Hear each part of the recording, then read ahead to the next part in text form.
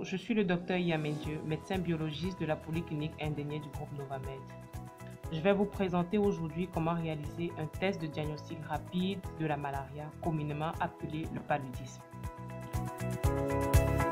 Pour la réalisation de ce test, vous aurez besoin d'un kit. Il en existe sous plusieurs noms commerciaux ou marques, mais pour mon illustration de ce jour, j'utiliserai le kit Malaria Test Kit, que voici.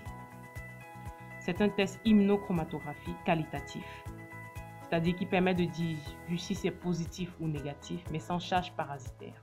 C'est un test qui est simple, rapide, efficace et accessible.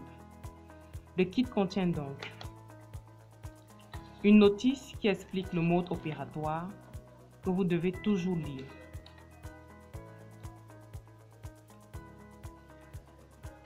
La cassette elle-même et un petit sac qui contient un pansement qui sera utilisé à la fin du prélèvement, un tampon alcoolisé pour la désinfection du doigt, une pipette capillaire pour récupérer la goutte de sang, une lancette pour piquer le doigt, une micropipette de 25 microlitres qui permet la récupération de la solution tampon.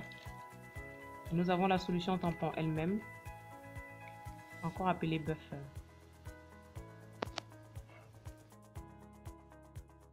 Passons donc à la réalisation du test. Au préalable, il faut s'être lavé les mains avec de l'eau propre et du savon et les avoir essuyées avec un linge propre. Nous allons donc commencer par sortir notre cassette de son emballage. Vous avez donc deux puits avec la zone sang et puis la zone pour la solution tampon. Vous avez la zone de lecture. On va donc localiser le doigt. Généralement, c'est l'annulaire. On va prendre les 3/4 du doigt, vous divisez en deux, ensuite en deux et en deux. Vous prenez la zone des 1, 2, 3/4 du doigt.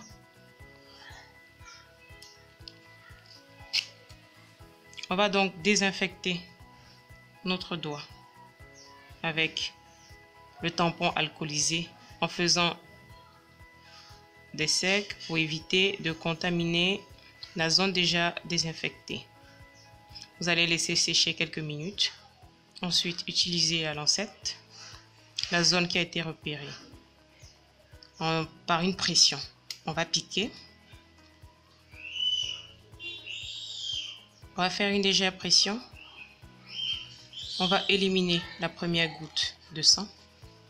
Refaire une deuxième pression. À l'aide de la pipette capillaire, utilisez-vous de la pression sur la pipette.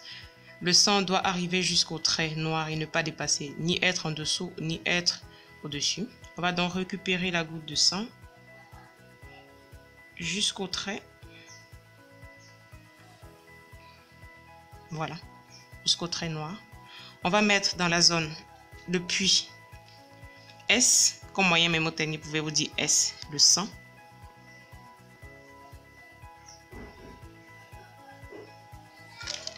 C'est un objet qui est déjà souillé, donc il faut le ranger.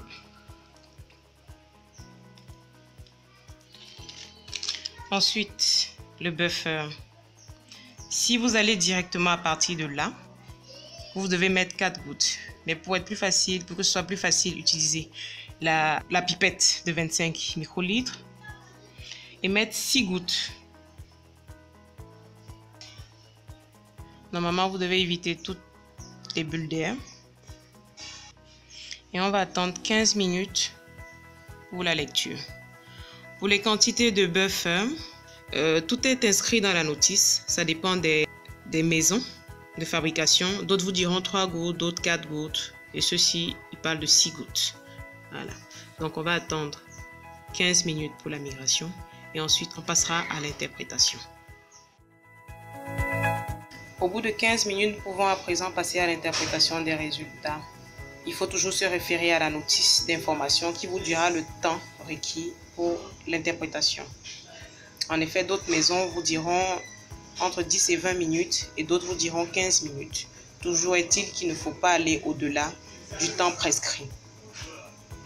Avant l'interprétation des résultats, il faut toujours s'assurer que le trait contrôle est apparu. Cela signe que le test est de bonne qualité. Pour la première cassette, il s'agit d'un test négatif, car en effet, le trait contrôle est apparu, mais il n'y a pas d'autres traits pour les différentes espèces de Plasmodium, notamment Plasmodium falciparum et les autres Plasmodium qui peuvent être ovalés, vivax ou malaria.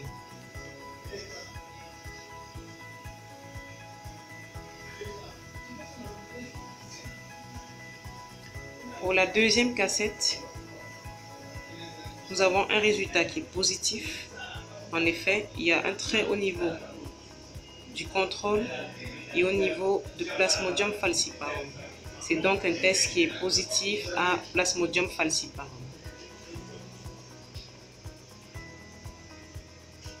Et notre troisième cassette, il s'agit d'un test qui est positif. Vous verrez un troisième trait qui est apparu au niveau de Plasmodium falciparum et au niveau des autres espèces qui peuvent être ovalées, vivax ou malaria. Et effectivement, il y a le trait du contrôle.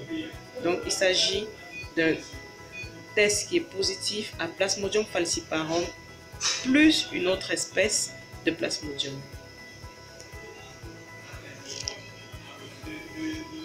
Nous vous remercions.